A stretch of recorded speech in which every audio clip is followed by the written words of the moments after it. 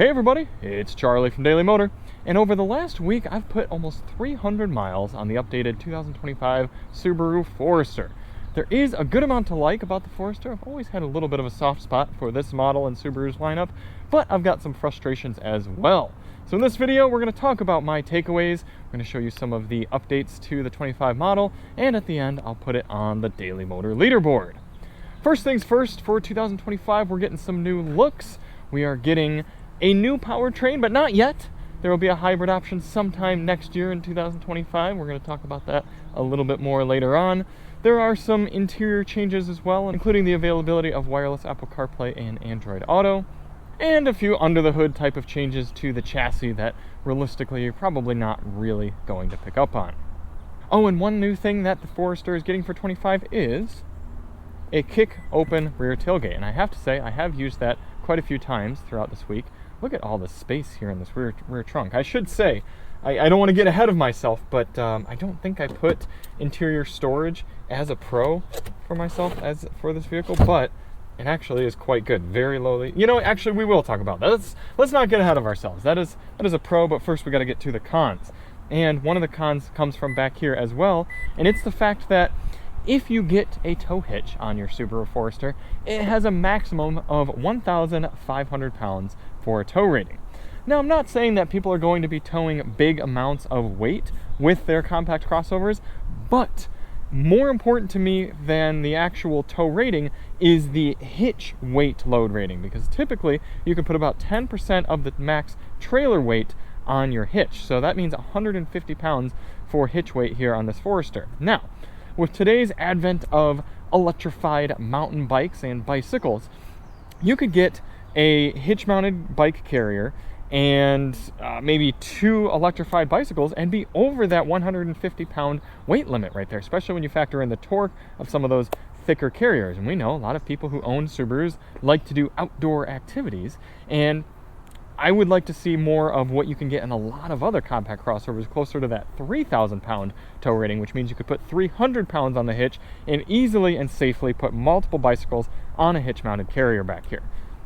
Next, we've got to head inside, and this con is something I interact with every time I start up the Forester. So let's turn it on right now. And it is this infotainment screen right here. I work with a lot of different vehicles. I get minimum of one every week. While this system is not the worst on the market, and objectively speaking, it does a lot of things well, the general responsiveness right there, trying to slide across and nothing happening right now. Why? You're perfectly exemplifying my point. Okay. As you can see all this, I mean, this is real time. There we go. It's because our Android Auto is starting up. Okay, so that takes time. Now you can see a little bit of that stutteriness sliding around. Again, turning the climate control on, off, making adjustments there, taking a little bit of time. It's subtle, but the fact that this screen has so much of the car's functionality built into it, and that it's not super fast and responsive, gets frustrating. And then with this vertical layout here, your navigation and your backup camera aren't nearly as large as they are in a lot of competitors with the horizontal screen. Now, I get that the vertical screen builds into the dash nicely and looks good from an aesthetic standpoint, and it does allow you to have information up here, phone projection here, and climate control here, but I would rather have a wider screen that allows me to see more of my navigation or backup camera. For example, here I can throw it into reverse and you can see it's not a very large camera screen, and it's not very high resolution on top of that. So between the lack of physical controls up here, the climate controls built in, the lag, especially when you first start up the vehicle, the basic voice commands, and the angle of the screen here, which actually gets a good amount of glare from the sunroof, compared to other competitors, I don't care for the infotainment system. Next con comes from the interior packaging up here. You've got a good big shifter right here, which a lot of people are going to appreciate, but look at all this wasted space around it then. If there were some sort of more subtle shifter mechanism, then you'd be able to have more practical space here to put things. Then we've got some two very large cup holders, which I do appreciate, but again, wasted dead space around here for this 12-volt outlet and this electronic parking brake, which could have been put somewhere over here. Big wireless device charger right there, but again, taking up a good amount of space. And a medium-sized center console area, admittedly bigger than a good amount of the other compact crossovers on the market. But when you consider that these type of vehicles are often used with at least 2 people and possibly kids in the back, you want all the space you can get. So I want to start seeing a little bit more creativity from Subaru. I want to start seeing double door pockets. You know, stick one right here for an extra place to put some things. Put something up in the dash so I can put stuff up there as a passenger. Make the door pockets a little bit wider and go back a little bit further. Give me something like a vertically mounted wireless device charger, and then give me some extra storage around it. Maybe, again, give us a wider screen right here and allow us to have a little bit more storage there. Maybe something over to the left. You got to think of these sort of things, and I know Subaru is capable of it because you get into the back seat, and it's very impressive how well they've utilized space. You can see this sort of double cup holder design along with a wide storage area here. And then look at these seat back pockets. You've got one in the center and then right in front of it divided. So you could have something like a phone, some sunglasses, and a book right in there. And then you pull down this center console and you still get 2 grippy cup holders. So I know Subaru is capable of the clever and effective packaging. I would like to see it highlighted a little bit more here in the front area. Next con, it's entirely possible this is just me, but I have had trouble getting comfortable in the front seat of this Forester. And I really only notice it when I've been in the car. No, actually, you know what? I do notice it right away. I notice it right away trying to adjust things. And then after about an hour or so being in the vehicle, I notice it as well. I'm about 5'10", 32-inch inseam. I'm a fairly average-sized person. And yet, something between the steering wheel not quite coming out far enough and maybe the shortness of the seat bottom, the recline lumbar, and then also the fact that this center console lid is fairly far back. So if I want to drive with my right hand, I've got the elbow sort of resting on the edge. I don't know what it is, but again, I drive a different vehicle every week and sometimes multiple vehicles. I know what it means to be comfortable in a car, and there's just something about this Forester. I haven't quite ever been able to get comfortable in it over the 272 miles that I've driven it so far. The last con is the lack of an electrified powertrain. And if you're somebody who does a lot of around town sort of driving, you're going to understand how big of a con that is, because you could get into something like a RAV4 hybrid or a CR-V hybrid or a Sportage hybrid or a Tucson hybrid, some of those being plug-in hybrid vehicles, and you're going to get much better fuel economy than this and still the ability to get all-wheel drive, get you through inclement weather situations. Yeah, your highway fuel economy is not going to be necessarily all that much better, but not only does it add to your city fuel economy, but it also adds to a smoothness. If I start this one up, it's not a remarkably coarse powertrain by any means, but I mean, driving around town, listening to that as opposed to the quietness and smoothness of a lot of hybrid vehicles, that's something that I think more and more Subaru buyers are going to want. And I know the hybrid powertrain is coming for 2025. They are remedying it, but at least right now, here when I'm reviewing this vehicle, you can't get it. And I would never recommend buying the first model year of a powertrain anyway. So realistically, you really shouldn't be buying the hybrid Subaru Forester until at least 2026. So for now, this is all you've got, and that's behind a lot of the competition. Okay, getting to the pros for the Forester, and the first one starts back off out here with the styling. I just think it's cool. I've always liked the Forester's combination of a little bit of boxiness, kind of borderline wagon look and feel, and then Subaru's really leaned into that with fun design elements. You've got these cool sort of dark bronzish wheels wrapped in these Bridgestone Turanza tires for this year. Got the plastic cladding, which actually makes sense and works for Subaru. You've got these bronze bits here. This is the sport model, so it's kind of giving you some of the wilderness styling bits, but on a more street-focused option. Now, admittedly, I would not want these 19-inch wheels for my Forester. I'd want something with a little bit of extra sidewall, but I think the car looks cool, and it's both inside and out that it looks cool. Again, if we open it back up here in the back, you get this little cargo cover here that says Forester and has some terrain elements around it, even the speaker grills. I mean, there's a lot of cool things about the styling of this car, and whether we like it or not, a lot of people buy vehicles based on their looks, and I think the Forester's cool. For the next pro, we're going to get back in here and turn the vehicle back on, because despite me not liking the infotainment in general, Something I absolutely appreciate is the fact that Subaru gives us an uncommon amount of settings customization. So let me show you a few of them here. Now, we got a more thorough look at this in our infotainment breakdown, which you can find in the link below. But if you go to this vehicle screen, you can already see right here, cruise control acceleration. There are 4 settings for how aggressively you want your adaptive cruise control to accelerate when it has the opportunity to. A lot of vehicles, you might be driving along, you get your adaptive cruise control set, and you go to change lanes and get out from behind a vehicle, and it feels like the car is just taking forever to get back up to speed. Well, if in this Forester, if it's taking too long for you, go into dynamic mode, and then it gets up to speed very quickly. And there are a ton of settings like that based in here where you can adjust the volumes for certain beeps. You can adjust turning on or off different beep elements, and I really appreciate that because this car has a very good active lane keeping functionality. It's one of the best in this class, and yet when I first started driving the vehicle, it was frustrating because every time it locked onto a vehicle in front of me, it made a little chime sound. However, I was able to turn that off, and I appreciate Subaru for giving us that functionality, since at the end of the day, it's a customizable software setup and not something that's physically based or anything. Next, this one's going to be so simple and sound so petty. However, the cup holders.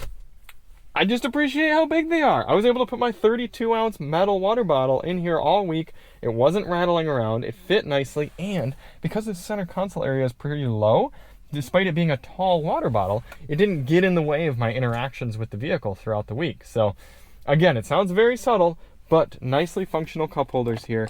That's a big deal for a lot of people using it day to day.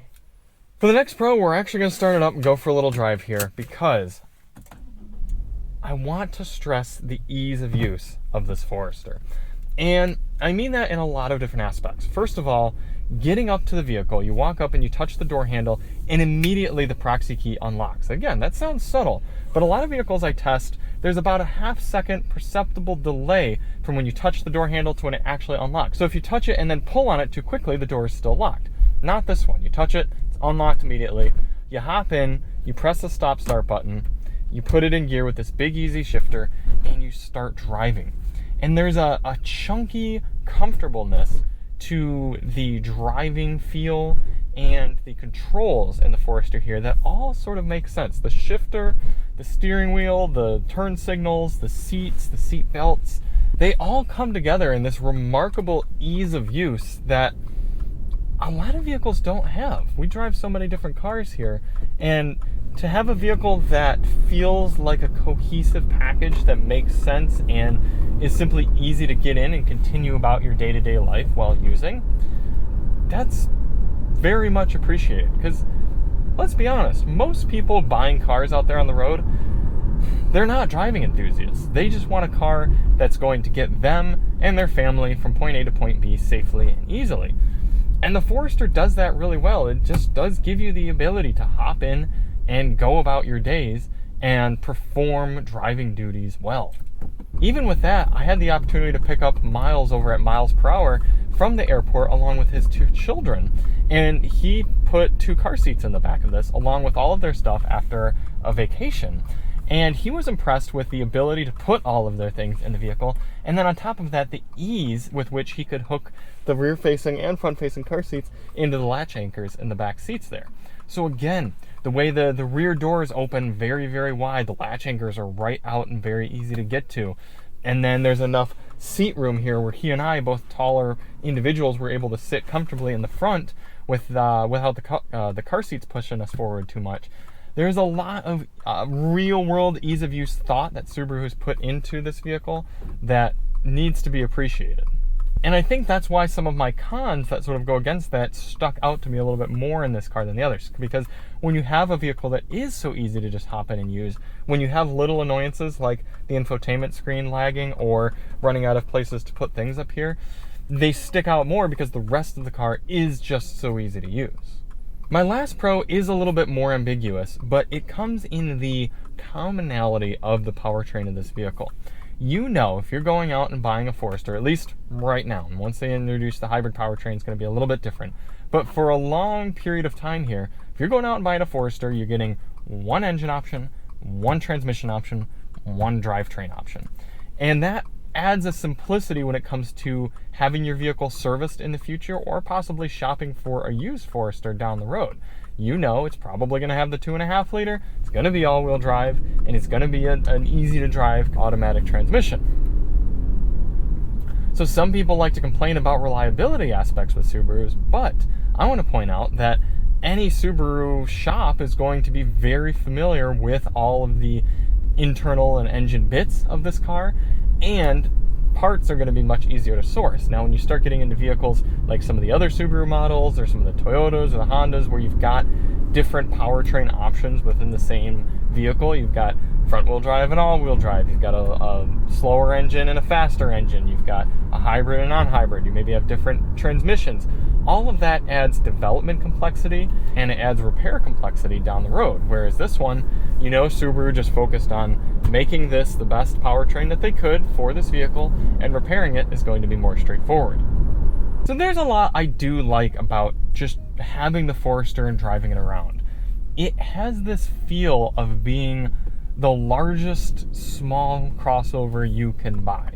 Because the functionality, the fact that you could fit 4 or 5 people in here relatively comfortably, still have room for stuff, and then the capabilities of it to be able to do off-road sort of driving or just real world, maybe inclement weather sort of driving, and be competent, and yet still be light enough and small enough to maneuver nicely around parking lots, or feel a little bit light on its feet, maybe not quite as much as some of its competition, but it's a lot larger and more practical than a lot of its competition. It's kind of the largest compact crossover you can get away with, still having a family until you step up to something like more of the mid-size crossover game. Even going up to something like the Subaru Outback feels a lot larger and less enjoyable to drive than the Forester. So for me, I'd be picking this over probably any other Subaru model. Maybe a Crosstrek, but the Crosstrek is just so small in back that it really kills it for anyone who's planning on ever having children or taking friends and all of their gear. Outback is too big and unwieldy, and the Ascent is one of my least favorite crossovers of all time. The BRZ is cool, but very niche product. What else does Subaru make? I think that's it, right? Well, maybe they may still make the Legacy, but that's a sedan. So the Forester is, I think, my favorite Subaru model, and it does a lot well. So with that, we do need to put it on the Daily Motor Leaderboard. Okay, current leaders on the Daily Motor Leaderboard: Kia EV9, Hyundai Ioniq 6, and the Toyota Tacoma. Where are we putting the Forester? You know what? For me, it's going pretty high up. It's going just behind the car we had a few weeks ago, the Genesis GV80, into 7th place out of 35 different cars. There's a lot to like about it. There really is. I mean, it's not a blow you away sort of vehicle, but this is going to be a great car for so many different buyers. And the fact that you can get it in either a very affordable, straightforward trim, or all the way up to something like the very capable Wilderness model, hey, I'm about it. So thank you all so much for watching. If you do want to see more on the Forester, check the link below. We've got those other videos covering the individual aspects of the car, and we'll see you on the next one. I'm Charlie from Daily Motor, and as always, drive on.